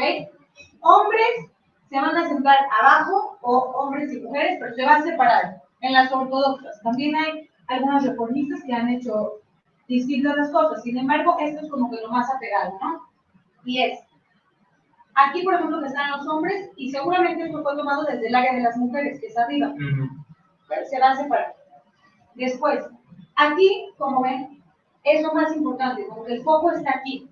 Aquí adentro está el Sefer Torah, que es los pergaminos. ¿Ok? Con todo el rollo de la Torah, que son los 5 libros que están escritos. Puede haber uno o varios. Ahora, esto es la bimá, que es como una tarima. Y aquí se van a traer, en cierto momento del rezo, se van a traer los Sefer Torah. Van a subir las personas. ¿Quién va a subir? Primero los Cohen, luego los Leví y luego los Israel. Bien, son categorías, todo se conecta, ¿ok? Que son categorías del pueblo. Entonces, van a subir a leer, pero ellos no saben leer la Torah. Hay una persona que se llama Baal Coré, que es el responsable de la lectura, que va a leer la Torah. Esa persona, yo tengo un amigo, es muy amigo mío, se llama Terry. Él es un apasionado, siempre le gustó. Se sabe la Torah de memoria. Tú le abres un libro y le dices 2 palabras y te sigue diciendo lo que sigue. No nada más eso, sino que se sabe la tonada en la que se lee. Porque esa tonada se cree que es la misma tonada con la que Dios le dictó a Moisés la Torah. Entonces, esa tonada se fue pasando de generación en generación. Entonces, no cualquiera lo puede hacer. Entonces, hoy en los libros vas a ver, es como si lees una partitura, vas a ver ciertos simbolitos que significan aquí alarga, aquí acorta, aquí hazlo más para arriba, más agudo, más grave. Es como leer literalmente música. Pero en la Torah no están, él se lo tiene que saber de memoria. Entonces, ustedes imagínense, va a estar así, va a estar aquí el Baal Coré, va a estar la Torah, y va a haber un corregidor, entre comillas, que está ahí al lado, con un libro que sí tiene todas las especificaciones, para que le va a decir, no, aquí no lo dijiste bien, porque si dice un error, se puede ir pasando ese error. Entonces ahí se tiene que corregir. Entonces, él va a subir y va a leer la Torah, todos lo van a seguir en sus sillas con su libro, en el Shabbat, y va a haber el corregidor que le va a decir, no, aquí es más largo. No, esta palabra se tiene que decir más cortada, etc. Entonces, el niño, ¿qué va a hacer? Ese día va a leer, el día de su bar mitzvah, como que cuál es su misión o cuál es su iniciación, que va a leer su perashá de la semana, su porción, y la va a leer también con la tonada. Entonces, va a aprender durante mucho tiempo antes, cada familia también lo hace diferente, que es muy importante, va a aprender cómo leer, lo que leer, qué significa, tal, y ese día se va a subir y lo va a leer en frente de toda la comunidad. Se va a iniciar diciendo, ahora me hago parte de la Torah. Ahora, ¿por qué es tan importante? Porque hay personas que no tienen conocimiento, por ejemplo, no hablan hebreo, no conocen la Torah, etc. Y para el bar mitzvah es de alguna manera obligado que el niño se va a iniciar en todas estas cosas. Va a conocer por lo menos cómo se lee el hebreo, porque si no, no puede leer su perashá de la semana. De alguna forma esto hace que los mismos niños formen parte de las generaciones y generaciones que conocen el idioma, que conocen el texto, que conocen la Torah. Bueno, entonces, ya vamos a terminar. Perdón. No hay ningún problema. Entonces, al final, yo les traigo esto para que después ustedes lo analicen, lo vean, etcétera. Pero, entonces, lo que va a pasar es que ese día, voy a decirles en resumen qué pasa. Se invita a la comunidad, ¿ok?, a ir a la sinagoga. En la sinagoga, el niño se va a poner el tefilín por primera vez en su vida. Puede ser que, por ejemplo, una vuelta se la da el papá, otra vuelta se la da el hermano, otra vuelta se la da el abuelo. Es como para desearle algo bueno, etcétera, para que haya esta conexión entre generaciones. Muy elegante, se va con su traje, o sea, tiene categoría este día, y los papás también, etcétera. Y después van a subir aquí, y él va a leer. Y va a estar la persona corregidora también para corregirlo, para que el niño vaya aprendiendo a hacerlo mejor. El niño está muy nervioso, o sea, también. Ojalá que me salga bien y no sé qué, y tiene 6 meses o 1 año preparándose. Y el papá muy orgulloso que el hijo ya es parte de esto, o sea, tiene toda una cuestión de orgullo de ser parte de la comunidad activamente. Entonces se van a subir aquí, va a decirlo, va a tener su manto ritual, o sea, para que se lo imaginen hecho, y van las mujeres desde arriba, que por lo general estamos como arriba, vamos a dar dulces. Entonces, él va a estar leyendo y en las pausas, en lo que lee, para no distraerlo, se van a aventar ciertas dulces. ¿Qué se acostumbra? Por ejemplo, los que venimos de los países árabes, lepas, que son unas como almendras cubiertas de azúcar, y chocolates, es decir, hay como costumbres. Entonces se avientan, es muy bonito porque es como que caen dulces, el niño está leyendo, el papá está orgulloso, el abuelo está como toda La mamá llorando de la emoción. Sí, la mamá llorando de la emoción, pero desde arriba, con las tías, con el con el... Bueno, ahora, cuando pasa esto, el papá dice esta oración que es muy importante. Dice: bendito seas tú, Señor, Rey del Universo, que me has liberado del castigo por los actos de este chico. En ese momento el papá se deslinda. Dice: vaya, saludos, Lucas. En hebreo dice: Baruch atah Eloheinu melech haolam, shepitarani miyashno me'alanzeh. Dice: bendito seas tú, Señor de nuestro Dios, Rey del Universo, que me has liberado del castigo por los actos de este chico. Desde este momento es como decir: ahora vuela solo. Yo ya le di lo que le podía dar. No quiere decir que ahora ya el papá no va a ver por él, no. Pero también quiere decir que eso a mí me gusta. Yo estaba pensando, está fuerte, como que ya, me libero. Pero también quiere decir qué responsabilidad tenías antes. O sea, los papás tienen que tomar esa responsabilidad, no es así nada más. ¿Qué responsabilidad tenías antes? Que sus actos eran tus actos, que sus acciones eran tus acciones, que sus consecuencias se consideraban tuyas. Entonces le damos responsabilidad a los papás que hoy en día a veces no tomamos mucho. Ya, ¿qué crees que van a ver cómo la escuela? Pues no sé la escuela o no la escuela, pero al final el resultado se te considera a ti. Entonces es esta educación constante que hay que tener sobre los hijos. Entonces, después de decir esto, me han liberado el castigo por los actos de este chico, él ya lee su porción, ¿ok? Y después de eso, ¿qué pasa? Hay una fiesta. ¿Qué pasa en la fiesta? Como siempre, se bendice el vino, se pone pan, se pone comida, la gente festeja, etc. Y al niño se le hace un tipo de baile que se llama Mazal Tov. Mazal Tov significa felicidades o buen augurio, buena fortuna, ¿se acuerdan que lo vimos la vez pasada? Buena suerte. Entonces, ¿qué quiere decir? El niño va a estar en medio y todo el mundo va a estar festejando con el niño. ¿Okay? También pasa en las bodas de otra forma, pero entonces puse una imagen para que veamos cómo se ve el Mazal. Okay. Más que yo te digo, si quieres cuál es. Esta. Entonces todo el mundo va a estar alrededor, el niño va a estar aquí, con su familia, con sus primos, con sus tíos, van a venir, van a bailar, él es el rey de la noche, tal vez. Se le pone cierta categoría al niño para que también sienta que ahora ya no nada más es, y por lo general dice unas palabras: gracias a todos por haber venido, yo me comprometo, y hace un discurso, y hay todo tipo de cosas. En mi familia, por ejemplo, le hicimos un video a mi hermano: Simón, te deseamos esto, te deseamos el otro, pero nosotros lo hicimos como chistoso, mi mamá organizó algo ahí. O sea, cada quien puede hacer algo, el chiste es que hay una ceremonia donde lo principal es que este niño ya es parte de la sociedad. ¿Ok? Nada más unas dos fotos más. A la niña no se le lleva a la sinagoga, o sea, no se hace ninguna ceremonia. No. Como de gracias y eso. No, es la ceremonia que se hace con los papás y tal, y esto. Pero no tiene esta.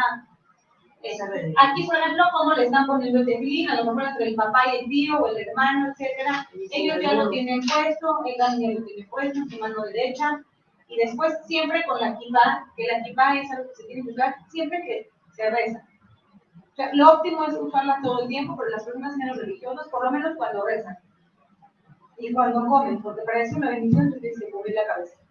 Bueno, hay otras dos imágenes que con eso vamos a terminar, que creo que les había mencionado, pero quiero que lo veamos, y es esta. Así se ve un Sefer Torah cerrado. ¿Ok? Si ustedes van a una sinagoga y van a esta parte de hasta adelante, que es la más importante, van a ver un Sefer Torah cerrado, que es así. Esto, ¿ok? Es hermoso.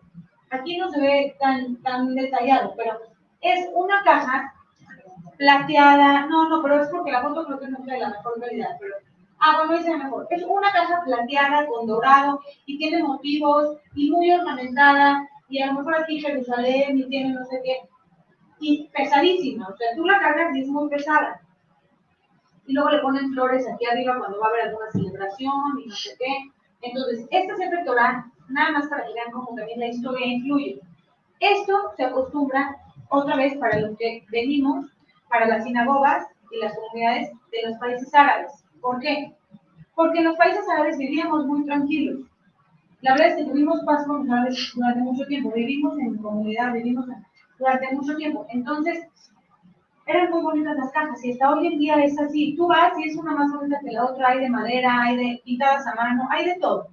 Sin embargo, vamos a ver la otra, que es de los países que vienen de Europa, ¿ok? No, un poco más arriba.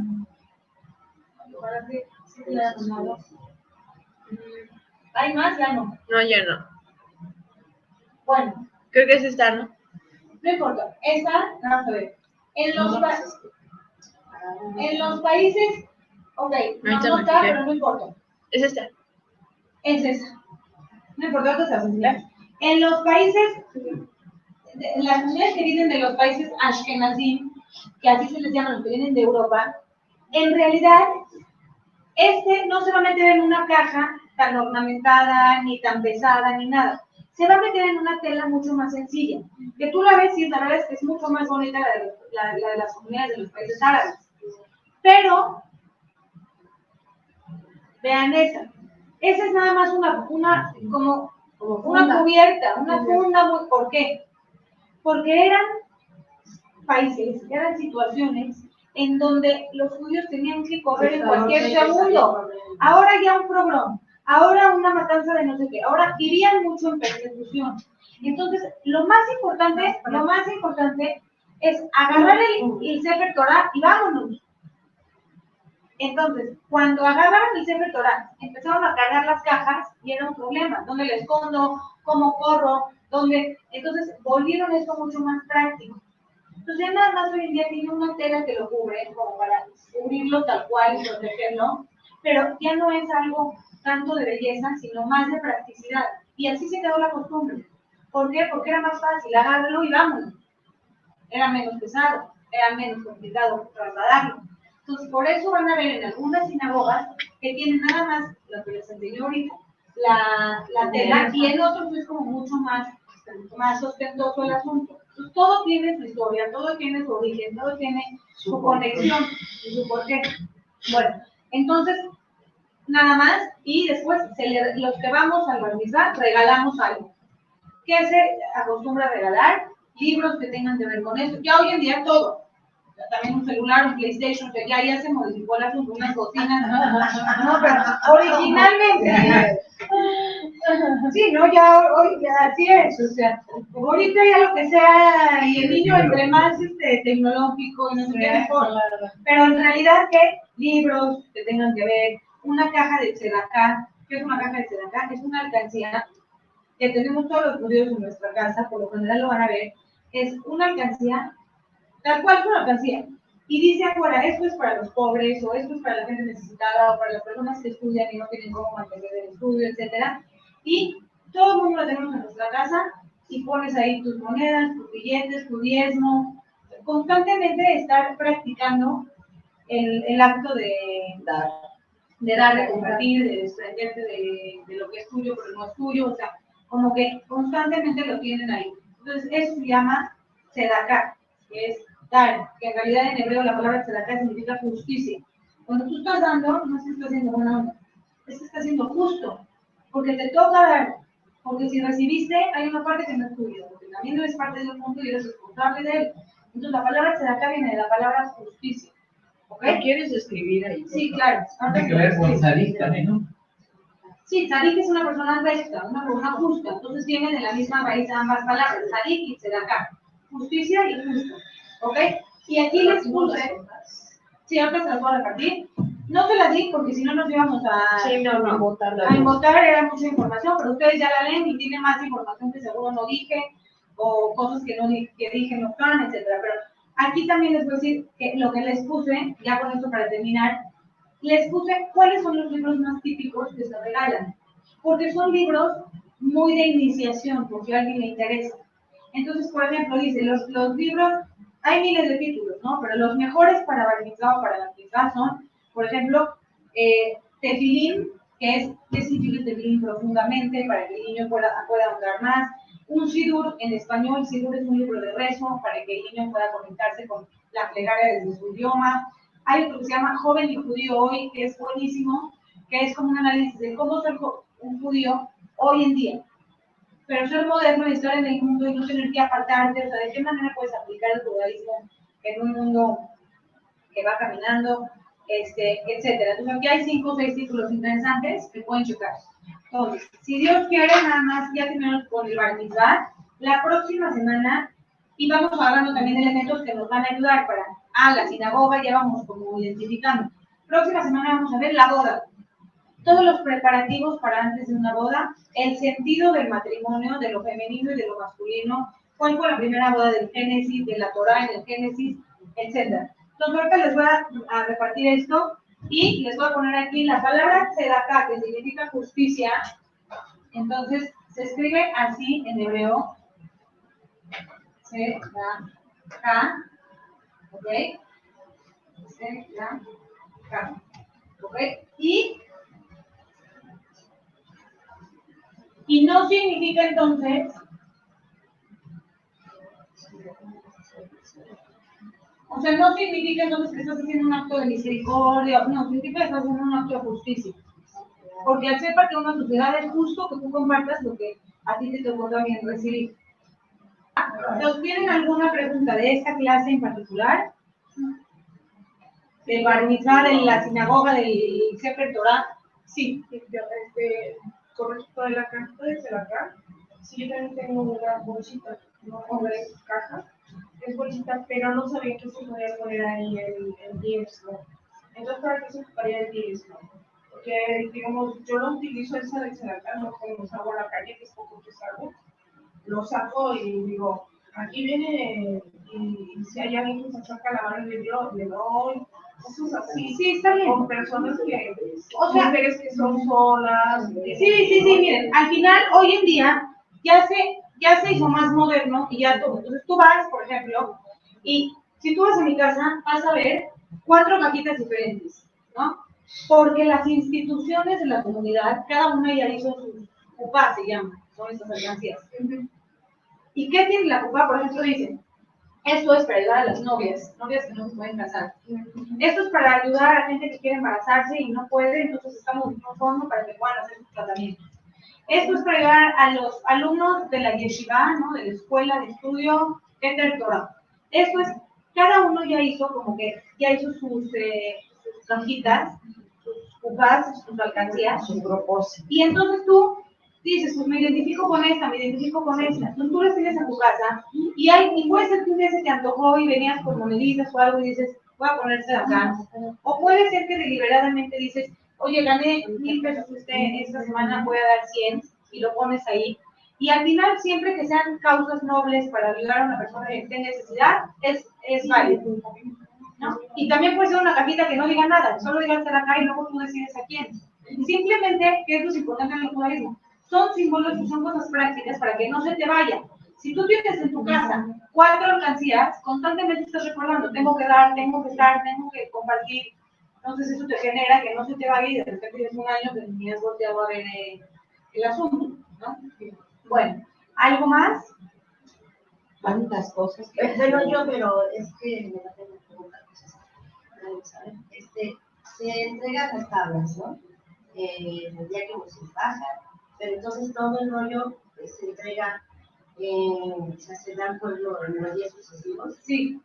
Y simbólico las tablas. Sí, o sea, le dan las tablas y también se dice que se escribió el Bereshit, que es el Génesis, el primer libro, etcétera. Pero también como que dicen, ¿cómo pudo escribir Moisés algo que todavía no ha pasado?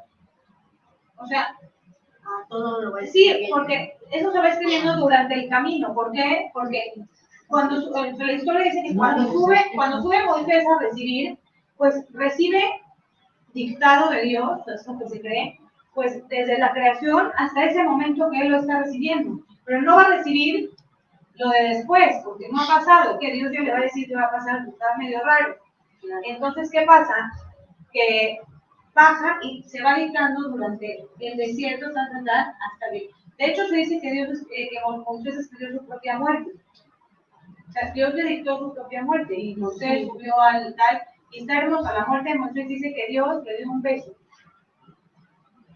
Usted dice que como que lo besó y de esa forma retiró su alma. Pero qué bonito, es una montaña, ¿no? Esto es muy poético también. O sea, el Génesis por algo es el libro más vendido de la historia de la humanidad. Es que realmente es así, o sea, Se han leído y no te cansas porque dice poco, pero dice mucho y te da como señales, pero no te da todos los detalles que tú tienes que imaginarte. No, y que cada vez que lo lees, encuentres algo diferente, encuentres algo interesante. Totalmente. Y eso es increíble, porque imagínense, yo les dije de las perashás, que son estas porciones semanales, pues las ves cada año. Ya, mi papá que tiene 65 años, pues tiene por lo menos conscientemente 50 años escuchando la misma cada año en esta fecha, pero siempre te dice algo nuevo. Siempre hay una interpretación nueva, siempre hay una mirada. Tú estás en otro lugar. Yo una vez tomé una clase de novela, para escribir una novela, no sé qué, y el maestro decía, porque leímos mucho para el taller, decía, van a leer este libro y subrayen lo que les llama la atención. Ok, va. Y cuando acabó el curso, que duró un año, dijo, vuelvan a leer el libro y subrayen lo que les llama la atención ahorita. Son otras cosas. Tú eres otro, estás en otro momento de vida, estás en otro contexto, el libro te dice otra cosa, te llama la atención otras cosas. Y si lo leen en 10 años, van a subrayar otra cosa y vas a decir, ¿qué me importaba esto? O sea, siempre, no es que el texto cambie, tú cambias, y entonces el texto te dice otra cosa. Y también la realidad. Porque cuando yo era niña leía que estaba prohibido mezclar lo vegetal con lo animal. Y yo decía, eso no se puede hacer. Actualmente sí se hace. Sí, exacto. O sea, también de los contextos van cambiando el mundo, la realidad, y todo eso influye en lo que te dice a ti hoy en día ese texto. ¿Sí? Por eso es similita. Loren, no significa nada en el pueblo judío. Los 40 días en el niño y los 80 en la niña. Perdón, los 40 en el niño y qué? No es algo importante de un niño cuando nace y cumple 40 días. ¿No? Que yo sepa, no es. Otra pregunta. Pero a lo mejor sí, ¿eh? No, yo no lo sé. Otra pregunta. Pero, por ejemplo, dicen que el alma entra a los 40 días en el niño, o sea, también, Podría ser. no sé. Pero más bien esos 40 días y esos 80 días son para que la mujer se recupere, ¿no? Sí, que es como la para cuarentena. ir a presentarlos al templo, ¿no? Sí, o sea, y también es una recuperación espiritual, emocional, física. O sea, también es como, hoy ya estamos un poco más civilizados, pero también, lo estaba leyendo el otro día un libro de Marato y también decía, la cuarentena también parece, o sea, está entendida como que también es como que para darle chance a la mujer 40 días de también no tener relaciones sexuales y tal. Y antes, ¿quién se ponía a pensar en su recuperación? No sé qué. Los hombres tienen una necesidad y les vale. Digo, hoy estamos más civilizados, gracias a Dios, en algunas casas, pero, ¿no?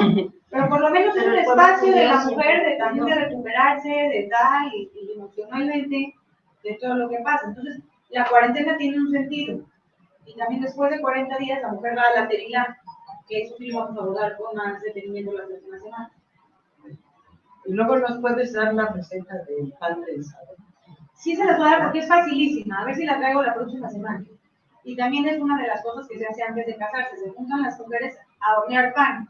Es como que ahora vas a ser el sustento de un hogar, vas a ser la base, vas a ser la semilla, vas a ser la harina, el agua, o sea, lo más básico, el origen de esta familia.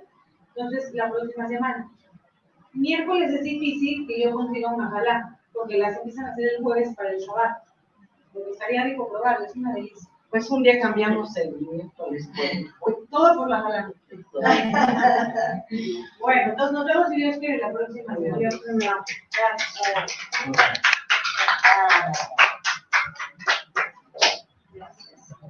Ya,